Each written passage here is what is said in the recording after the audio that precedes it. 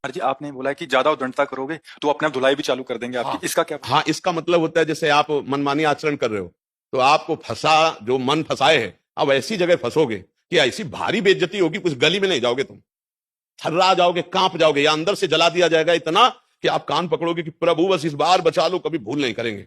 और या वहां इतनी तुम्हारी पिटाई हो जाएगी, बेइज्जती हो जाएगी, कुछ गली में नहीं जाओगे। भगवान दो प्रकार से कृपा करते हैं, एक बार समझा के और दूसरी बार घटना पैदा करके। अरे हृदय कांप जाएगा कि भूल से भी नहीं करेंगे। इससे भी आश्रय कुछ तो है। और क्या, उसे बड़े करुणा निदान है।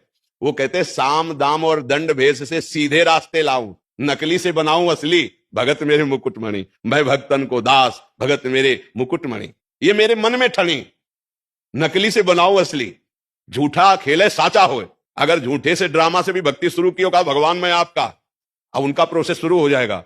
अब आपको एक दिन असली बना के वो छोड़ेंगे, असली महात्मा बना देंगे। भगवान बड़े कृपालु हैं, ये हम हृदय की बात कहते हैं। उनके सहारे से ही इस मार्ग में चला जाता है। चाहे उनको गुरु मानो, चाहे भगवान मानो, चाहे ब्रह्म मानो, चाहे परमात्मा, जो भी नाम दो एक ही है। बिना आश्रय के साधना तो शुरू ही नहीं होती।